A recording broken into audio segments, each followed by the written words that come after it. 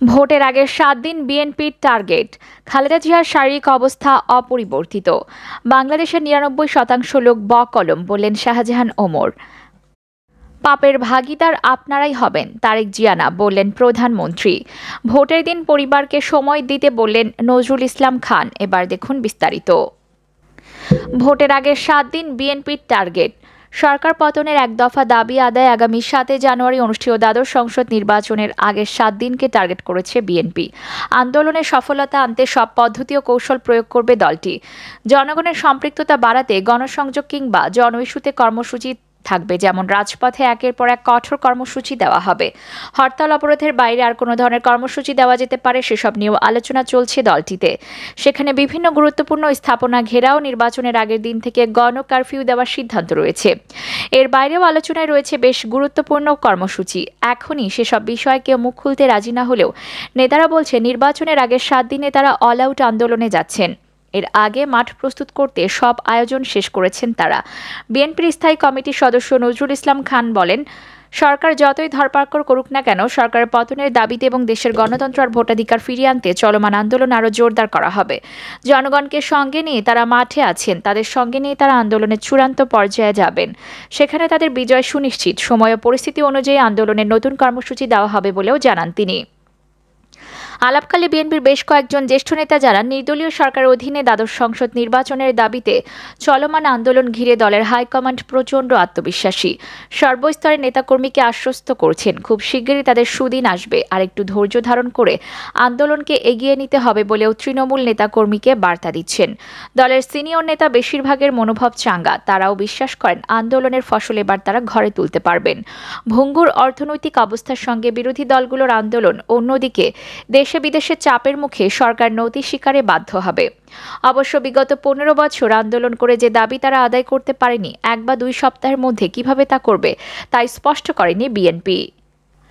অন্যদিকে বিএনপির আন্দোলনের হুমকিতে কোনো আমলেই নিচ্ছে না ক্ষমতাসীন আওয়ামী লীগ। নির্বাচন কমিশনও আগামী ৫ থেকে ৯ জানুয়ারি পর্যন্ত সব ধরনের রাজনৈতিক সভা সমাবেশের কর্মসূচি সিদ্ধান্ত নিষিদ্ধ করেছে। এই পরিস্থিতিতে কিভাবে দলটি মাঠের কর্মসূচি বাস্তবায়ন করবে তা নিয়ে প্রশ্ন রয়েছে। ওই সময় রাজপথের কর্মসূচি দিতে হলে নিষেধাজ্ঞা ভাঙতে হবে দলটির। কিন্তু গণগ্রেফতার ও সাজার পাশাপাশি গ্রেফতার এড়াতে প্রায় সব নেতাকর্মী আত্মগোপনে থাকা দলটির সেই সাংগঠনিক শক্তি আছে কিনা তা নিয়ে প্রশ্ন রেখেছেন রাজনৈতিক বিশ্লেষকরা। তবে রাজপথের প্রধান বিরোধী দলটির বেশ কয়েকজন সিনিয়র নেতা জানান, বিএনপি সহ বিরোধী দলের নেতাকর্মী হারানোর কিছু নেই। মামলা হামলা জর্জরিত প্রত্যেক নেতাকর্মী নিজেদের প্রয়োজনেই মুক্তির মিছিলে অংশ নিচ্ছেন। সেখানে সক্রিয় ত্যাগী নেতাকর্মীর একটি উল্লেখযোগ্য অংশকে গ্রেফতার করে কারাগারে পাঠানো হয়েছে। তবে সেটা বিএনপির সাংগঠনিক শক্তির একটি ছোট অংশ। এখন সর্বশক্তি নিয়ে মাঠে নামার প্রস্তুতি নিচ্ছেন তারা। সবকিছু ঠিক থাকলে আগামী ২৮ ডিসেম্বর পর থেকে লাগাতার কঠোর কর্মসূচি নিয়ে মাঠে থাকবেন। সেই আন্দোলনে যার যেখানে যেটুকু সক্ষমতা আছে তার পুরোটাই প্রয়োগের সিদ্ধান্ত রয়েছে তাদের। এর পাশাপাশি কূটনৈতিক তৎপরতা সর্বোচ্চ পর্যায়ে বাড়ানো হয়েছে, যাতে আন্তর্জাতিকভাবে এই আন্দোলনে গ্রহণযোগ্যতা পায় এবং সমর্থন করে। তারা বলছেন, আন্দোলনে মোক্ষম সময় নির্বাচনের আগে ৭ দিন। এ সময় নির্বাচনী প্রচারণায় নৌকা স্বতন্ত্র আর তাদের জোট প্রার্থীদের মধ্যে সাংঘর্ষিক পরিস্থিতি সৃষ্টি হতে পারে। আইন শৃঙ্খলা বাহিনী নির্বাচন ঘিরেই বেশি তৎপর থাকবে। সেখানে বিএনপি, জামাত সহ বিরোধী দলের নেতাকর্মীরা জোটবদ্ধ রাজপথে নামলে তা সামলানো সহজ বিষয় হবে না। অন্যদিকে এ সময়ের মধ্যে গণতান্ত্রিক বিষয়ে একতরফা নির্বাচনের বিরুদ্ধে আরও সোচ্চার হয়ে উঠতে পারে। একদিকে অভ্যন্তরীণ গোলযোগ, অন্যদিকে বহির্বিশ্বের চাপ, এই দুই মিলে সরকার অনেকটা কোণঠাসা হতে পারে। অপরদিকে খালেদা জিয়ার শারীরিক অবস্থা অপরিবর্তিত। রাজধানীর এভারকেয়ার হাসপাতালে চিকিৎসাধীন বিএনপি চেয়ারপারসন খালেদা জিয়ার শারীরিক অবস্থা অপরিবর্তিত রয়েছে। তাকে নিবিড় পর্যবেক্ষণে রাখা হয়েছে। খালেদা জিয়ার ব্যক্তিগত চিকিৎসক এজেডএম জাহিদ হোসেন এই তথ্য জানিয়েছেন। এজেডএম জাহিদ হোসেন বলেন, লিভার সিরোসিসে আক্রান্ত বিএনপি চেয়ারপারসন রক্তনালীতে অস্ত্রোপচারের পর নানা জটিলতা দেখা দিয়েছিল। এখন সেগুলো কমে এসেছে। তবে হাসপাতাল থেকে বাসায় ফিরতে আরও কিছুদিন সময় লাগবে। গত ২৭ অক্টোবর খালেদা জিয়ার রক্তনালীতে অস্ত্রোপচার হয়। যুক্তরাষ্ট্র থেকে আসা ৩ বিশেষজ্ঞ চিকিৎসক অস্ত্রোপচার করেন। পরের দিনই তারা দেশে ফেরেন। তবে খালেদা জিয়ার মেডিকেল বোর্ডের সঙ্গে সমন্বয় করে যুক্তরাষ্ট্র থেকে চিকিৎসা দিচ্ছেন। গত ৯ আগস্ট থেকে সাবেক প্রধানমন্ত্রী খালেদা জিয়া এভারকেয়ার হাসপাতালে চিকিৎসাধীন। অপরদিকে বাংলাদেশের ৯৯% লোক বকলম, বললেন শাহজাহান ওমর। ঝালকাঠি ১ আসনে আওয়ামী লীগের প্রার্থী শাহজাহান ওমর বলেছেন, বাংলাদেশের গণতন্ত্র ব্রিটিশ, ইউরোপ, জাপানের গণতন্ত্র এক নয়। আমাদের দেশে ৯৯% লোক বকলম।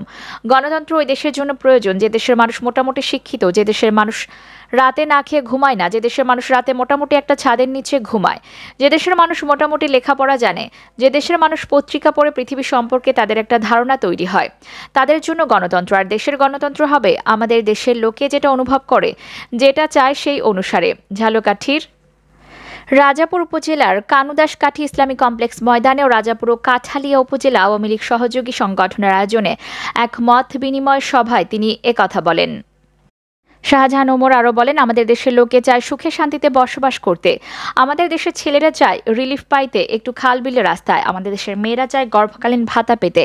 সামনে নির্বাচন হবে, বিরোধী দল নির্বাচন বয়কট করার চেষ্টা করবে। আমি যখন আপনাদের দলে যোগ দিয়েছি, বিরোধী দল আর থাকে, এই বরিশাল বিভাগে আর বিরোধী দল থাকবে না। এই আস্থা আমার উপর প্রধানমন্ত্রীর আছে।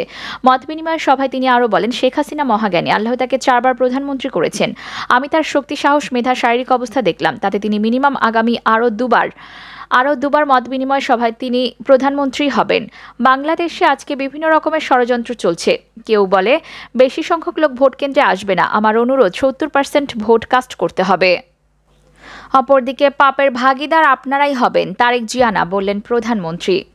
আওয়ামী লীগ সভাপতি ও প্রধানমন্ত্রী শেখ হাসিনা বলেছেন, 2007 সালে তত্ত্বাবধায়ক সরকার এলে মুছিলেখা দিয়ে আর কখনো রাজনীতি করবে না বলে নাকে খত দিয়ে বিদেশে পাড়ি জমায় তারেক জিয়া। বিদেশে থেকে হুকুম করছে পুড়িয়ে মানুষ মারার। বিএনপির যারা নেতাকর্মী আগুন দিয়ে মানুষ পোড়ায়, পাপের ভাগিদার আপনারাই হবেন, তারেক জিয়া হবে না।